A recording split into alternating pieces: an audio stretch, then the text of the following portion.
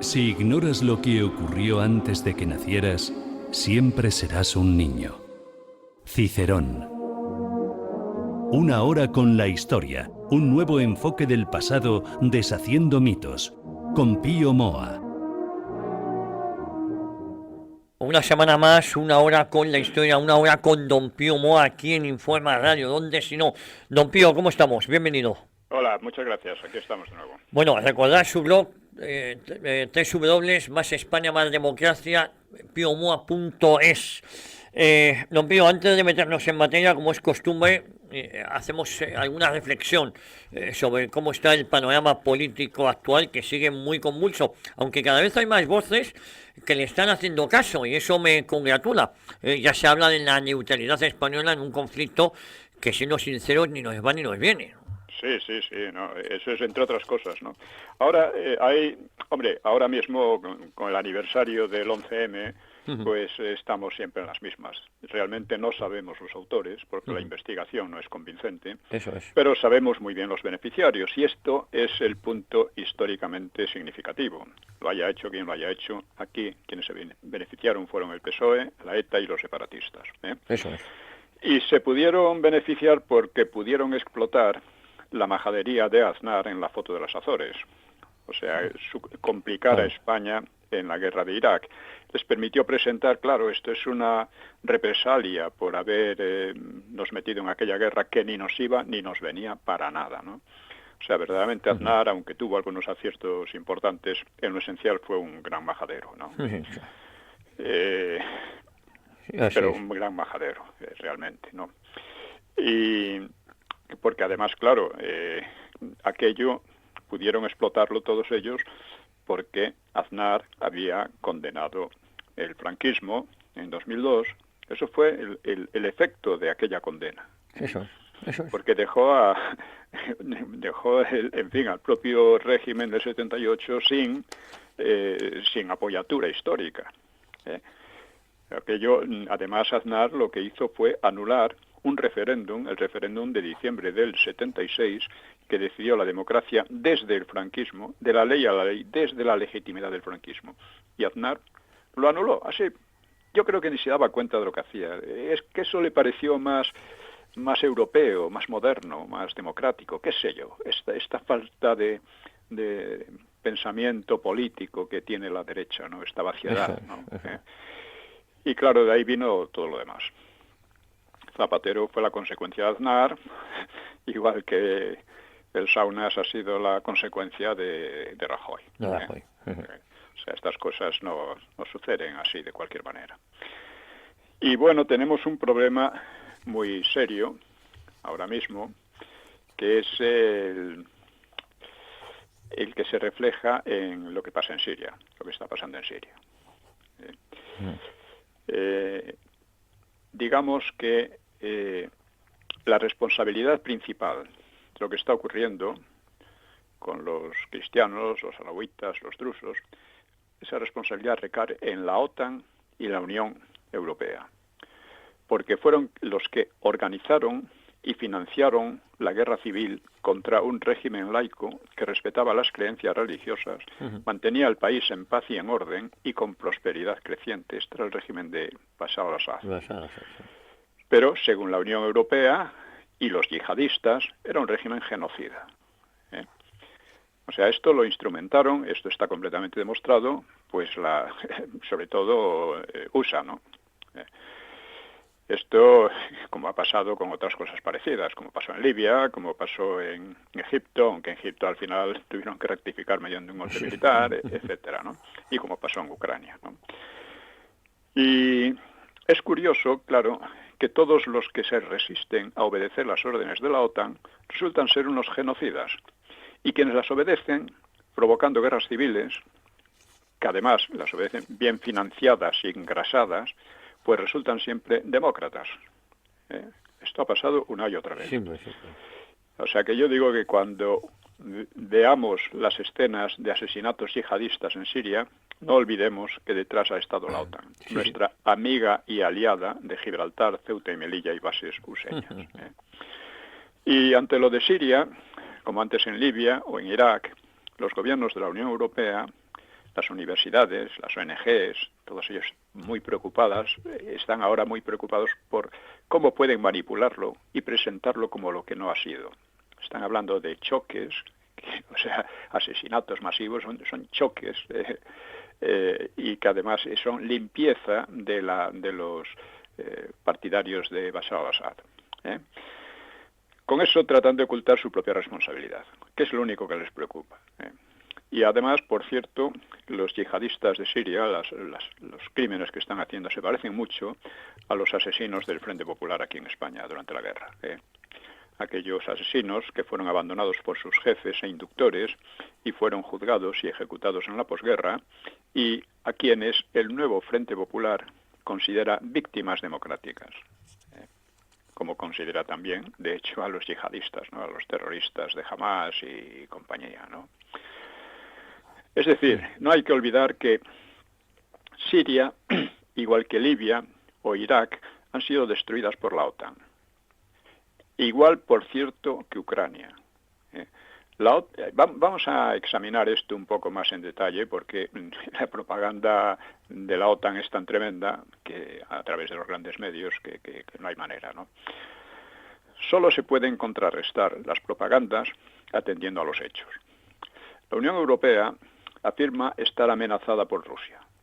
¿Es eso real? Vamos a verlo. El PIB de la Unión Europea es casi 8 veces el de Rusia, casi 8 veces. Los gastos militares de la Unión Europea, sin contar USA, son casi 4 veces superiores a los de Rusia.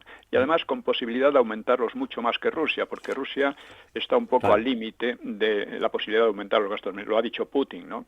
Porque eso repercutiría en su economía, ¿no? O sea, la economía no le permite mucho más. En cambio, a la Unión Europea le permite mucho más, sin duda, ¿no? Si vemos la población, también la población de la Unión Europea es casi 4 veces mayor que la de Rusia. O sea, esto parece, o sea, la Unión Europea diciendo que se siente amenazada es como un elefante que dice sentirse amenazado por una vaca o algo por el estilo. Vamos más datos. ¿Quién rodea de bases militares a quién? ¿Rusia a la Unión Europea o la Unión Europea OTAN a Rusia? Sin embargo, la Unión Europea dice que se siente amenazada, porque es ella la que rodea. Dice que amenaza nuestra seguridad, dice Macron, que además ya está sugiriendo el empleo de armas nucleares. O sea, esto es, bueno, parece más creíble la afirmación de Putin de que la Unión Europea, la OTAN, sobre todo, pues que van unidas actualmente, ¿no?, pues que amenazaba su seguridad utilizando a Ucrania. Las bases por una parte y Ucrania por otra. Ucrania colmó el vaso.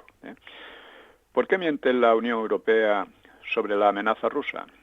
Claro, uno dice, bueno, ¿por qué? ¿A qué viene todo esto? Porque desde hace tiempo se ha calculado derrotar a Rusia en Ucrania y le está saliendo mal. Y por ello tratan de ampliar la guerra.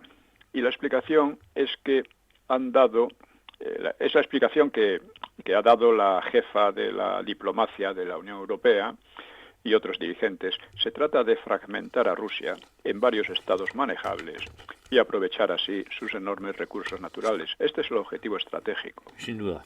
Clarísimo. No solo ha expresado esta señora, la Kallas, sino otras muchos, ¿no? Recuérdese, por otra parte, cómo destruyeron Irak con el cuento de que poseía armas de destrucción masiva. Yo en aquella época me dejé en parte llevar por la propaganda que se hacía, ¿no? O sea, lo de Irak, se iba a crear allí un régimen democrático que iba, por una parte, a asegurar la libertad subsistencia de Israel, y al mismo tiempo que iba a atraer a los otros países vecinos, porque iba a ser un país democrático, próspero, etcétera, ¿no? Lo que hicieron fue una guerra civil, destruir el país por completo, ¿no? Pues bien, si Rusia no tuviera esas armas de destrucción masiva, que las tiene igual que la OTAN, pues ya habría corrido la suerte de Irak. Y por estas cosas, la política y la propaganda de la Unión Europea, OTAN, se parece demasiado a la de los nazis. Es decir, Hitler siempre estaba hablando de paz, de conseguir la paz.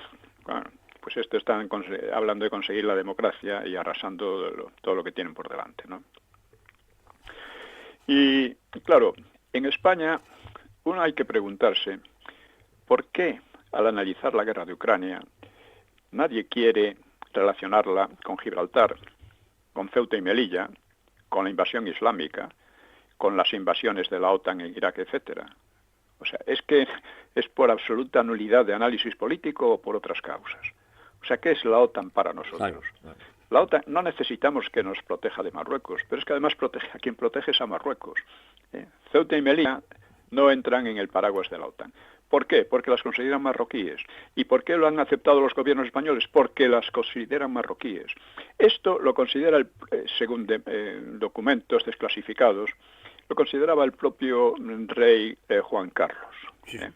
Esto es una cosa que se olvida, se deja por ahí porque, claro, no se quiere creer pero es así.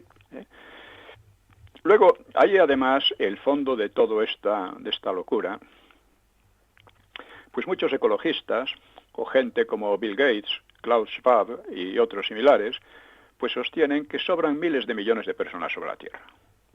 O sea, para ellos parece que sería una solución llegar a la guerra nuclear, porque están jugando con ella. Sí, es verdad. En fin, entonces vamos a ver un poco la cuestión de cómo se ha desarrollado la guerra de Ucrania. La guerra de Ucrania no empezó con la invasión de Rusia. Empezó con la invasión, fue una verdadera invasión de las regiones de habla rusa por parte de Ucrania. O sea, lo que se proponía el gobierno ultranacionalista de Kiev, después de derrocar del golpe de Estado del Maidán, que fue un golpe de Estado muy parecido a los que ha organizado la OTAN en Siria o en Libia, etcétera, ¿no? Pues se propuso desrusificar el país. Y al final lo ha conseguido, porque primero chocó con la resistencia de las regiones rusas, ¿no? De habla rusa, etcétera, ¿no? Se lanzó sobre ellas militarmente, creando una verdadera guerra civil en Ucrania, y al final lo que ha ocurrido es que esas regiones se han incorporado a Rusia y Ucrania las va a perder. Se va a quedar desrusificada, pero no de la manera como pensaban Zelensky y todos estos. Y esto, claro, para Rusia, el que a una zona importante, que es el 20% de Ucrania, ¿no?, y de la población, más o menos, ¿no?, que la quieran desrusificar. Imaginemos por un momento que, yo qué sé, el 20% del sur de Francia, pues fuera de habla y de cultura española, claro, pero pertenecieran a Francia, por los acuerdos internacionales o por lo que fuera, y que en París dijeran, pues vamos a eliminar esto, eliminarlo de la enseñanza, prohibir el empleo del español en público, perseguir la cultura española, incluyendo Cervantes, etcétera, ¿no?, y prohibirla, y destruir los libros escritos en español en las bibliotecas de Francia. Imaginemos esto. Bueno, con gobiernos como los que tenemos no harían nada, claro, por supuesto, pero Rusia es distinto. Rusia llegó a un acuerdo con Ucrania en Minsk, el acuerdo de Minsk II, para que se respetara la autonomía de las regiones rusas, no para que las regiones rusas de Ucrania se fueran a Rusia, sino que se quedaran en Ucrania, pero con una autonomía, lógico. Bueno, estos acuerdos, recordemos, la Merkel y otros dijeron, sí, los hemos firmado para ganar tiempo y para rearmar al ejército ucraniano, es decir, para seguir la guerra y ampliarla. Luego, una vez empezó luego todo esto se complicó mucho porque, claro, para Rusia la cuestión de la seguridad es fundamental. O sea, si en Ucrania se instala la OTAN con sus bases a 2 pasos, como quien dice, de Moscú y del Cáucaso, esto es una amenaza muy grave a su seguridad. Y lo ha dicho. Lo que exigía Putin era la neutralidad de Ucrania. No que desapareciera Ucrania, no que perdiera las zonas de habla rusa en principio, sino que neutralidad y respeto a las zonas de habla rusa. Las dos cosas han sido completamente vulneradas por la OTAN. Entonces, claro,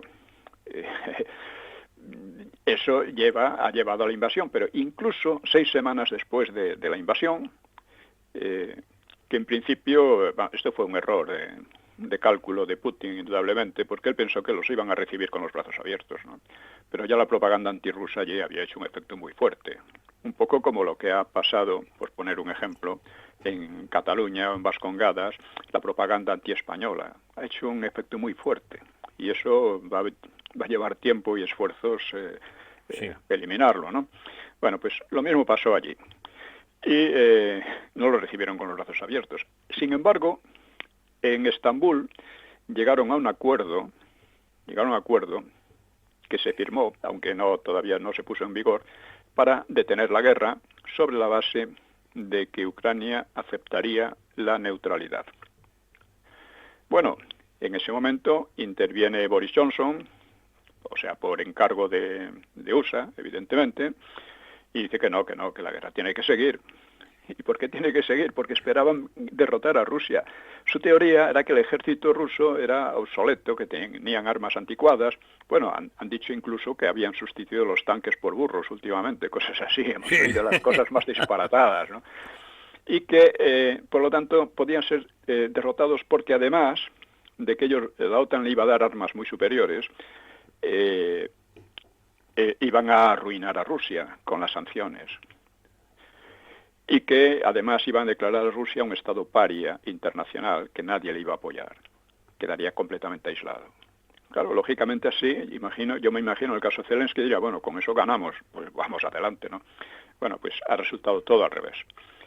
La economía rusa aumenta, el ejército ruso avanza y en fin, además se ha creado todo un bloque internacional que está en gran parte inspirado por Rusia, que está oponiéndose a esto. Y luego hay otro aspecto que hay que tener en cuenta. Con estas acciones, porque todo esto empezó, ya digo, con el Maidán, que fue instrumentado por una agente, no sé qué, era una representante, no recuerdo qué cargo tenía en aquel momento, Victoria Nuland, para provocar la caída del presidente que había ganado las elecciones. Como las había ganado, pues ya sabemos cómo se ganan ahí, ¿no? Es un país muy corrupto, pero en fin, las había ganado y era un régimen que trataba de llevarse bien con los rusos. Bueno, lo derrocaron y de ahí ha venido todo lo demás. Entonces, estas cosas la gente no las sabe porque aquí lo que domina es la propaganda de la OTAN, pero insisto, según la propaganda de la OTAN, todos los que no le obedecen son genocidas. Y los que le obedecen, pues son demócratas, aunque monten guerras civiles y destruyan países enteros. Así que, en esta cuestión, es evidente que Putin no es un loco que se ha lanzado por ahí por las buenas a destruir Ucrania, ¿no? Incluso ahora no habla de destruir Ucrania, sino de que Ucrania quede neutralizada, eso sí, perdiendo las zonas que ha querido desrusificar. Bueno, pues esto es muy importante, ya digo, tenerlo bien en cuenta. Y en relación con esto viene la consigna de paz y neutralidad. Porque claro, a la Unión Europea, primero, Trump ha llegado a una conclusión. Esta guerra no se puede ganar. Esta guerra la hemos montado nosotros, USA, otras administraciones, pero no se puede ganar, nos está costando un dineral y al final, pues, vamos a tener que entendernos con Rusia, porque no ha sido una guerra entre Ucrania y Rusia, sino entre USA y Rusia. Lo han confesado abiertamente. También ha dicho algo muy importante en el caso de Siria. Quien creó el ISIS, quien creó el Estado Islámico, aquellas cosas bestiales que estuvimos varios años viendo, pues fue Obama. Fue la CIA, fue, en fin, el Estado de USA, en definitiva, para derrocar a Bashar al-Assad, porque claro, Bashar al-Assad, entre otras cosas, pues era prorruso, pero era el que mantenía en Siria. Ahora, yo hablé con gente por entonces, sacerdotes cristianos que estaban allí, etcétera, decían que no se explicaban qué es lo que estaba pasando, que de repente surgían una serie de rebeldes por aquí y por allá en un país que no tenía ese problema, rebeldes que además venían muchas veces de Arabia Saudí y de otros lugares que no eran propiamente sirios, ¿no? Y eran eran los yihadistas. Y estos fueron impulsados por estos genios, ¿no? Que son también los genios que han impulsado a Rusia hacia China, que es otra cosa que evidentemente Trump quiere evitar. quiere decir, atraer a Rusia más bien hacia el occidente, en lugar de expulsarlo hacia China, que es el principal rival de USA. Son cuestiones que es necesario entenderlas porque son las cuestiones básicas geopolíticas, que ahora se llaman geopolíticas, y estratégicas, en definitiva, de estrategia política. Y pues esto nos lleva a la cuestión de la neutralidad. España no tiene afinidades, no tiene, quiero decir, grandes afinidades políticas y culturales con Rusia. No tiene tampoco ningún conflicto con Rusia, más que el que se está buscando, llevando a tropa a provocar a la frontera de Rusia, llevando aviones y tanques y cosas así a los países bálticos y por ahí, ¿no? Pero eso es una cosa que está haciendo España, los gobiernos españoles, los gobiernos de la Unión, del PP y el PSOE, lo están haciendo por cuenta de la OTAN, no por cuenta de los intereses españoles. Y esto es muy peligroso. Porque la OTAN para España, insisto, quiero insistir siempre se olvida, cuando se habla de Ucrania o de cualquier otro tema internacional, siempre se olvida los intereses de España, como si esto no pintara nada. Oye, que los intereses de España son Gibraltar, Ceuta y Melilla y las bases, unas bases que nos hacen blanco en una guerra por intereses ajenos. Esto es fundamental. Las bases useñas tuvieron un sentido en la época de Franco, incluso algo después, porque era la época en que la Unión Soviética estaba ahí, era una enorme potencia con unas fuerzas armadas gigantescas, y claro, pues USA era el único que podía proteger a Europa Occidental en esa situación. Pero después que cayó la Unión Soviética ya las cosas cambiaron. La OTAN se transformó no en una organización defensiva, sino ofensiva, agresiva, que ha estado provocando una serie de verdaderas desgracias en muchos países. Y nosotros debemos desvincularnos de todo esto. Máximo porque ya he escrito el libro La Segunda Guerra Mundial y el fin de la era europea, en el cual muestro cómo con la Segunda Guerra Mundial Europa pasó de ser, vamos a decir, el continente dominador en gran medida del resto del mundo, ya menos dominador que antes de la Primera Guerra Mundial, pero todavía con grandes imperios, en fin, y sobre todo el gran orientador del pensamiento, de la ciencia, de la cultura en general, para el resto del mundo también. Ese papel ya pasó a USA y a la Unión Soviética. Tenemos también aquí otra particularidad de España de la que nunca se habla y hay que hablar, y es que España no debe nada a USA. O sea, las bases evidentemente nos protegían, pero al mismo tiempo nos permitían a USA una disposición estratégica más completa frente a la Unión Soviética. O sea, que era una cosa de utilidad por ambos lados, ¿no? Cosa que se ha convertido ya en algo completamente distinto. Uh-huh. Pues entonces, España, Europa Occidental fue liberada de los nazis y luego fue contenida la Unión Soviética por USA. O sea, se lo deben todo. Le deben su democracia, le deben su libertad, le deben su permanencia frente al expansionismo soviético, se lo deben a USA. Nosotros no debemos nada a USA. Y eso es muy importante. No tenemos conflictos con Rusia, no le debemos nada a USA y nos estamos buscando conflictos que no nos interesan para nada. Por eso llevo ya más de 10 años hablando de la neutralidad. La neutralidad es la única política que defiende la independencia y que corresponde a la situación internacional. Cuando estaba la Unión Soviética, la neutralidad sería papel mojado, ¿no? Porque si los soviéticos avanzaban, pues aquí llegarían, ¿no? Y no iban a respetar nuestra neutralidad de ninguna manera. Pero en la situación actual es fundamental. No debemos de ninguna manera dejarnos arrastrar por intereses que no son los nuestros. Uh-huh. Y Trump, pues, en este sentido, además, la neutralidad está ligada a dos cosas, a la independencia de España y a la paz en Europa. O sea, España, absteniéndose, las dos guerras mundiales fueron una especie de suicidio de Europa. y España se abstuvo.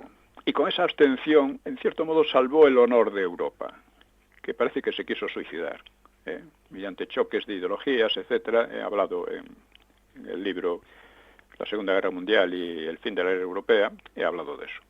Una era europea que comenzó con los descubrimientos, conquistas y la hegemonía española del siglo XVI principalmente. Así que nosotros comenzamos la era europea y nos abstuvimos en el suicidio de la era europea. Tenemos, por lo tanto, cierto valor moral que, claro, nuestros políticos pretenden ignorarlo y van como lacayos por ahí, por el mundo. Insisto, hace unos días se celebró la primera manifestación en España en que se planteó precisamente esto, la neutralidad, la paz y la neutralidad. Y esto a mí me parece fundamental, porque ya digo, llevo más de 10 años argumentando sobre esta cuestión sin que nadie haga caso, obviamente, y es necesario clarificarla bien, porque también, hablando de neutralidad, se puede caer en demagogias, ¿no? Pero la neutralidad es crucial para España. La situación a la que hemos llegado en este país es una situación en la que están en juego, muy en juego la unidad de España, sobre la cual es la única manera de que pueda funcionar la democracia. La unidad de España, la democracia está socavada. Cuando hablamos del 11M, o sea, del 11M salieron las leyes de memoria, que son antidemocráticas y anticonstitucionales, y sin embargo se han mantenido con apoyo del PP, obviamente, el PP que diseñó Aznar. Las leyes de género, que son absolutamente intolerables en una democracia, ¿no? Que tratan de oponer a un sexo contra otro, un género le llaman, ¿no? Como si fuera un problema gramatical, ¿no? O leyes de odio, entre otras muchas cosas, ¿no? Pero todas estas cosas son fundamentales, ¿no? Unas leyes de odio, unas leyes, un constante socavar la unidad nacional mediante, por medio de los separatismos, un ataque a la independencia y a los intereses de España en relación con Marruecos, con todo. Claro. Bueno, todo esto es lo que está en juego. Son tres cosas: unidad nacional, democracia y neutralidad. O sea, ante el exterior, ante esta situación, España tiene una posición muy especial y la neutralidad es la salvaguarda tanto de nuestra independencia como de la propia paz en Europa, porque una España neutral disuadiría mucho a estas mafias de Bruselas, porque son auténticas mafias, mafias muy corruptas por otra parte. Las disuadiría de esos empeños belicistas de montar una guerra con el pretexto de que amenaza a Rusia, cuando la realidad es más bien la contraria, y que en todo caso no nos interesa. O sea, la guerra de Ucrania es muy grave por lo que ocurre, por todo lo que está ocurriendo, pero mientras se mantenga en Ucrania, bueno, podemos decir, no pasa nada demasiado grave. Pero si se expande como esta gente pretende, ya la cosa varía mucho. Dentro de eso se puede plantear la cuestión del rearme de España y de otros países.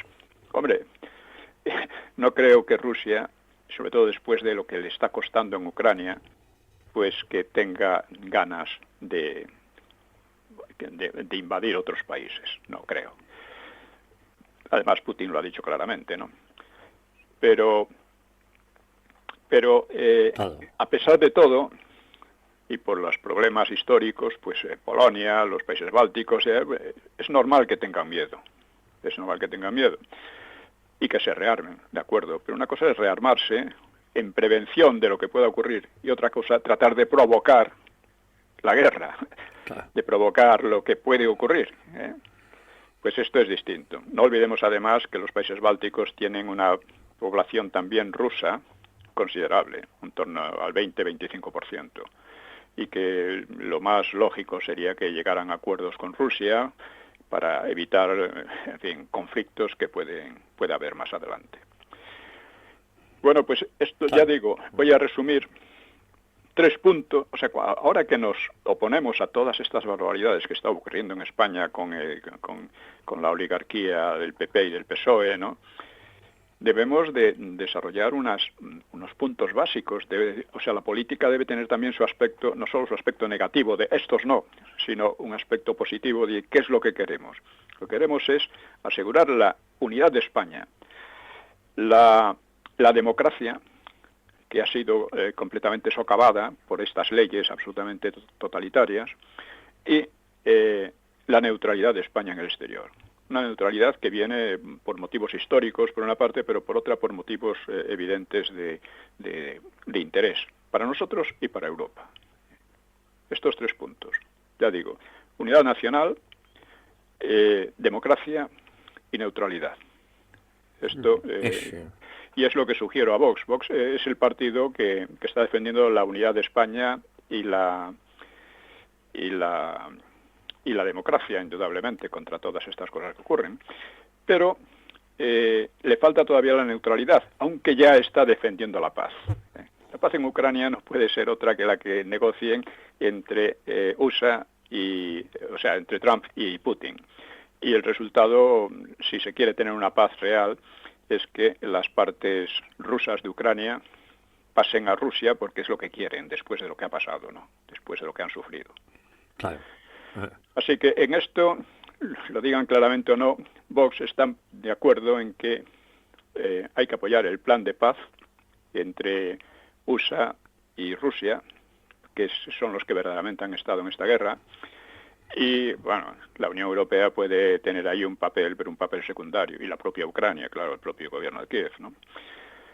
Pero esta es la única paz posible, en mi opinión. Vamos a ver lo que ocurre. En todo caso, insisto, neutralidad. Bueno, así es. Bueno, espero que en Vox lo consideren, lo planteen, porque el problema es que ni siquiera se ha planteado. Yo lo que vengo diciendo, bueno, la cuestión de la neutralidad es una cuestión crucial. Hay que plantearla, a lo mejor para rechazarla, vamos a suponer, pero hay que plantearla, ¿no? Porque hay unos argumentos muy fuertes a favor y muy débiles en contra, pero bueno, hay que plantearla. ¿Por qué no se ha planteado? Porque es la actitud general de los políticos y de gran parte de la gente es de absoluta sumisión, de absoluto lacayismo hacia el mundo anglosajón, en definitiva, ¿no? Que es también el que manda en la Unión Europea hoy día.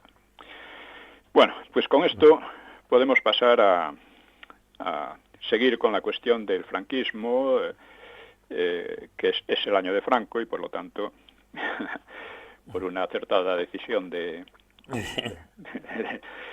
Sánchez, ¿no?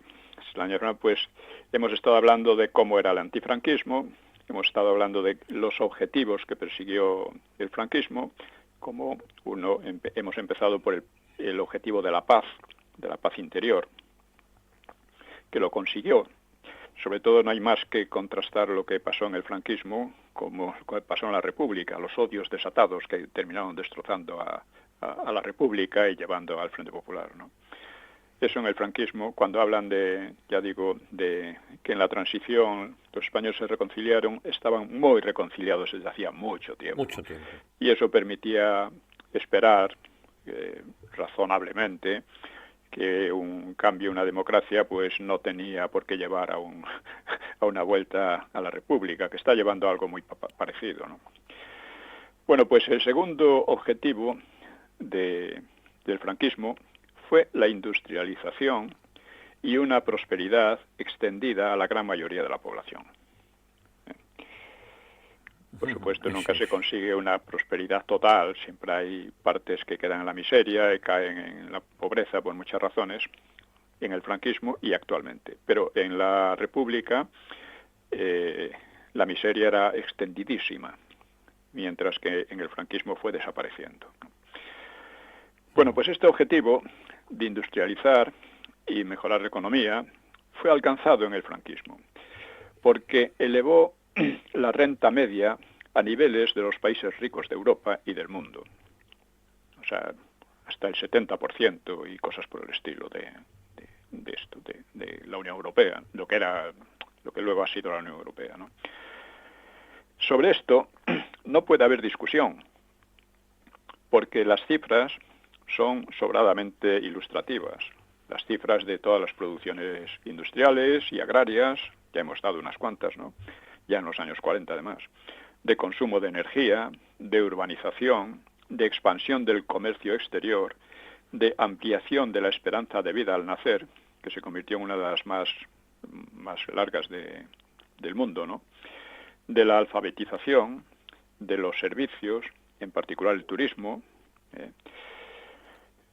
A pesar de ello, pues esto es así, pero a pesar de ello, una bibliografía muy caudalosa se empeña en retratar un país de miseria y desigualdades, o sea, el franquismo era así, ¿no?, según ellos, ¿no?, destacando detalles, porque claro, siempre hay detalles que no funcionan, ¿no?, también en los países más ricos, ¿no?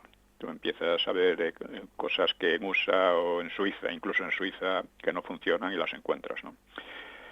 Y, o sea, destacando los detalles y dejando de lado el balance de conjunto. Porque lo esencial cuando tratamos estas cosas es ver el balance entre lo positivo y lo negativo, ¿no? Y otra falacia que ya hemos analizado, pues limita el desarrollo económico a los últimos 15 años del franquismo, así dando por nulas o por estancadas las 2 décadas anteriores, de los años 40 y 50, ¿no?, o adjudicando la mejora a factores externos o ajenos al régimen. Dicen, sí, claro, pero como era una época de prosperidad en Europa, pues a España le tocó también. Bueno, le toca o no le toca. Eso depende de la política que lleves, ¿no? O sea, como síntesis, en 1975 la renta per cápita española subía, o sea, cuando murió Franco, subía al 80%, 70-80% de la media de los 9 países de la Comunidad Económica Europea de entonces, que eran Francia, Alemania, Italia, Inglaterra, Benelux, Irlanda y Dinamarca.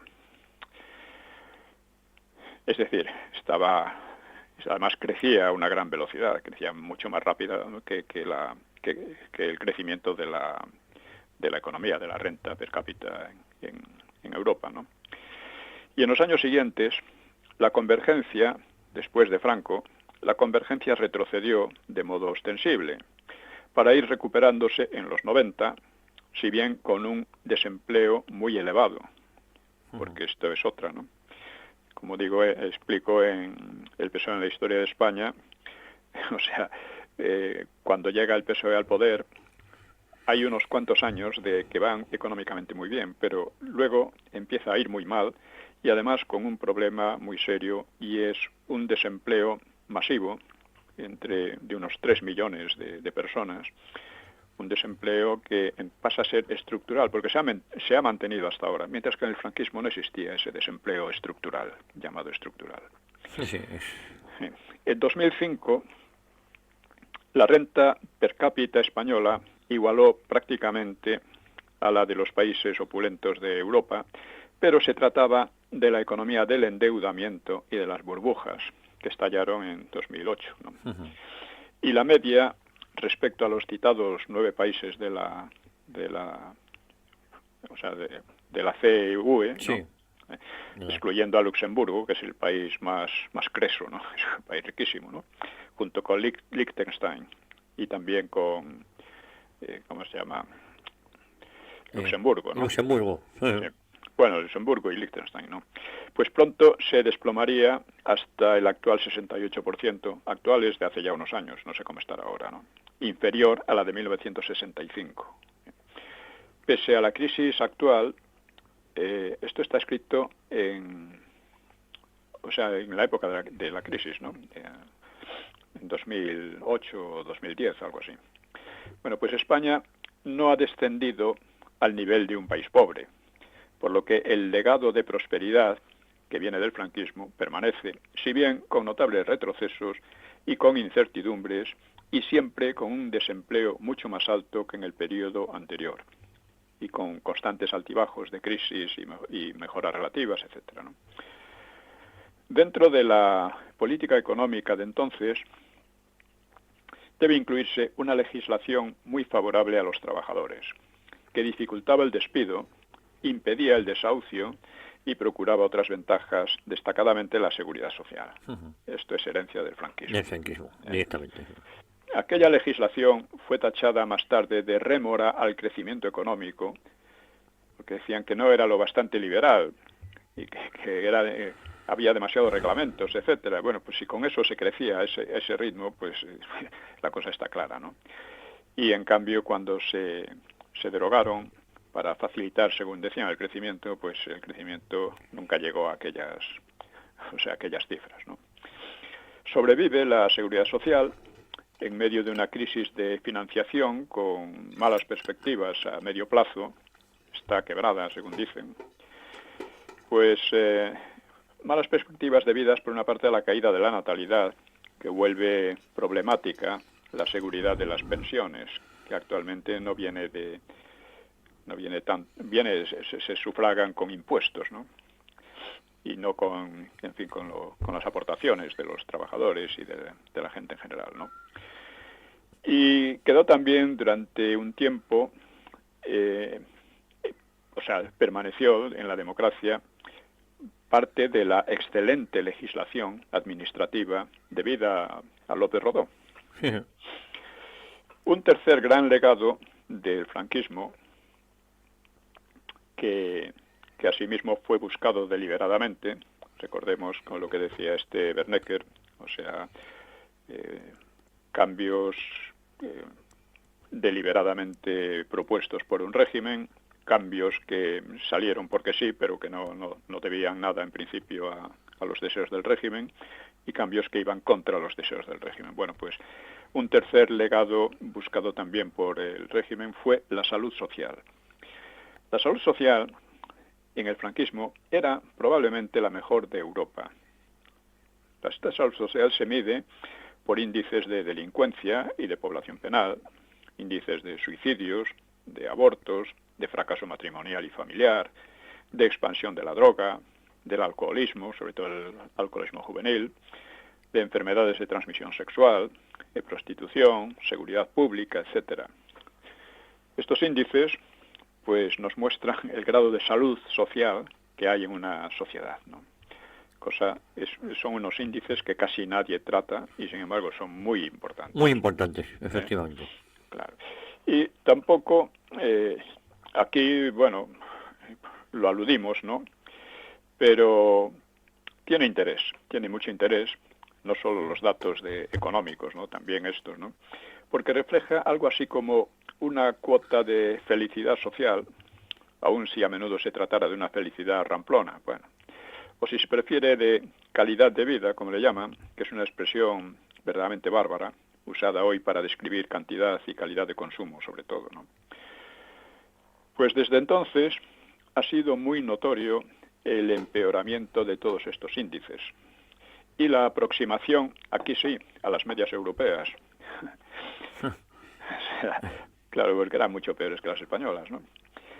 Que han sido superadas, además, las medias europeas en cosas como el consumo de cocaína y otras drogas, en alcoholismo juvenil, en fracaso escolar, en consumo de tranquilizantes o en población penal, porque en estos índices España pues ha conseguido batir récords. Ha llegado a una desdichada posición en los puestos de cabeza de Europa, después de estar en los contrarios, ¿no? Concretamente, por ejemplo, la población penal, que en los años 60 estaba en 20 a 24 presos por cada 100.000 habitantes, pues hoy ronda la cifra de 170. Insisto, hoy nos referimos a cosa de 10 años atrás, ¿no? Pero vamos, no creo que no ha mejorado, ¿no? Una cifra a la que solo se acercaba entonces Inglaterra y que era superada por los países bálticos y por Rusia y sobre todo por USA. USA tiene la mayor tasa de encarcelados, de gente en la cárcel, 756 por 100.000. Sí, sí. O sea, USA en eso rebasa ampliamente a Rusia, a China y a cualquier otro país, ¿no? La delincuencia en general se había multiplicado por 5 entre 1980 y 2002. Y también era muy superior ya a la de 1975, claro, el último año del franquismo, ¿no? El año 2000, Inglaterra sufría la tasa de delincuencia más alta del continente, o sea, 4 veces superior a la española, aunque era menos penada con cárcel. O sea, a lo mejor eso no se reflejaba tanto en la cárcel porque era más, en eso dejaban más a la gente con multas y otras cosas, ¿no? Luego seguida de Holanda, Alemania, Francia e Italia. La tasa de homicidios y asesinatos en España permanecía en la mitad de la media europea, aunque en alza. La tasa de violaciones ha venido siendo también entre 3,5 y 4 veces menor que las de Inglaterra, Francia u Holanda. Actualmente estamos en una expansión de las violaciones tremenda, ¿no? Gracias al feminismo en gran parte, ¿no? Ese feminismo tan amigo de los musulmanes, ¿no? Y España, en cambio, España superaba a estos otros países en robos con violencia. Un dato llamativo es que la mayoría de las víctimas de delitos pasó de los varones a las mujeres. Es curioso. Los abortos superaban los 50.000. No me refiero a los asesinatos, sino delitos en general, ¿eh? Los asesinatos son más entre varones que mujeres, ¿no? Los abortos superaban los 50.000 anuales en la década de los 90, una cifra muy alta, y aún así se duplicó desde 2005. Está en torno a los 100.000. El índice de abortos en relación con los embarazos está en la media europea. Ahí nos hemos europeizado mucho, ¿eh? Sí, Solo sí. superada por Suecia, Francia, Reino Unido. En USA se había acercado a un aborto por cada 3 embarazos en los decenios más intensos del feminismo, porque para el feminismo el aborto es un sacramento, como ellas decían, ¿no? En cuanto al suicidio, la evolución global actual es al alza, también por encima de las muertes por homicidios y por guerras en España. En Europa, las tasas mayores de homicidios corresponden a Rusia, Lituania, Finlandia, Suiza, Austria y Francia. Y España permanecía en niveles todavía bajos. Creo que todavía son más bajos que los de estos países, ¿no? Pero habiendo saltado de 0,70 por cada 100.000 habitantes en 1975 a 12 por cada 100.000 habitantes en 2010. Entre varones, entre mujeres eran 3 veces menores. O sea, es curioso que en el patriarcado las mujeres se suicidan mucho menos, delincan muchísimo menos, vivan más tiempo, hablen y sonríen mucho más que los hombres, en fin. Son ironías de la historia, ¿no?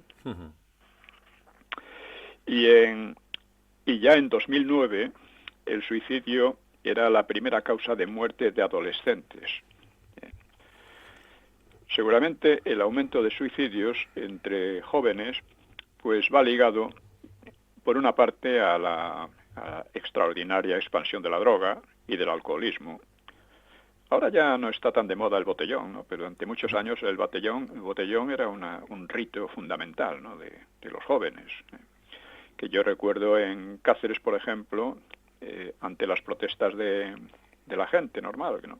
que tenía que trabajar y estos por la noche no les dejaban dormir, ¿no? Pues montaron una verdadera insurrección, o sea, contra la idea de que la policía les impidiera el botellón, ¿no? A partir de las 12, claro. Pues estos estaban hasta las tantas. Era, ya digo, un rito juvenil forzoso, ¿no? Sí, sí. Y luego también el fracaso matrimonial, que se puede reflejar en divorcios y separaciones, en los cuales España se había situado en 2009 a la cabeza de Europa, partiendo de la situación contraria, ¿no? No sé cómo estará ahora, pero eso se pueden hacer trabajos que serían muy interesantes y muy reveladores, ¿no? Porque claro, evidentemente un matrimonio puede ir muy mal y eso es inevitable, ¿no? No siempre van bien, ni mucho menos, ¿no? Pero cuando los divorcios y las separaciones se convierten en una plaga, es que, en fin, hay un mar de fondo ahí social, que no es solo particular o personal, que es muy peligroso. El fracaso matrimonial pues incide en el fracaso familiar, que se manifiesta en violencias físicas y psicológicas entre cónyuges y entre padres e hijos. Y los índices de estas violencias aumentan de forma lenta y persistente todo este tiempo, ¿no? También repercute en el embarazo de adolescentes, en el fracaso escolar, etcétera. Es decir, todas estas cosas van muy ligadas, ¿no? Sí, sí. Y así como el legado franquista de paz y prosperidad continúa, sigue habiendo paz hasta cierto punto, ¿no? Aunque amenazada exteriormente y también interiormente, ¿no? Pues, pero la prosperidad continúa con muchas oscilaciones y actualmente en retroceso, ¿no? Pues la salud social ha sufrido verdaderamente un descenso profundo, ¿no? Luego podemos hablar de otro propósito, un cuarto propósito. Hemos hablado de la paz, de la economía, de la salud social. Pues un cuarto propósito deliberado del franquismo, que fue bastante logrado, fue la creación de un clima social patriótico y optimista que permitió desafiar y vencer pues los acosos exteriores. Recordemos el aislamiento, que fue un intento criminal de hambrear a España a fondo y que fue superado con dificultades, pero superado. Don Pío, quedan unos 4 minutos, ¿eh? Sí. Sí. Bueno, pues digamos que ese estado de ánimo patriótico y desafiante, en cierto modo, pues sustituyó el ambiente anterior de la República y tal, un ambiente de pesimismo, de hispanofobia y hipercrítica, que definía a España como un país históricamente enfermo, desviado o despreciable, ¿no? Esto es esencial porque cuando miramos cuál fue la causa fundamental de la guerra civil, fue la destrucción de un espíritu de unidad nacional, la destrucción del optimismo histórico de España. España era un país, en fin, que esta idea la compartían desde Ortega hasta los socialistas, los comunistas, etcétera. España, si era destruida y tal, pues no pasaba nada porque había tenido una historia pésima, ¿no?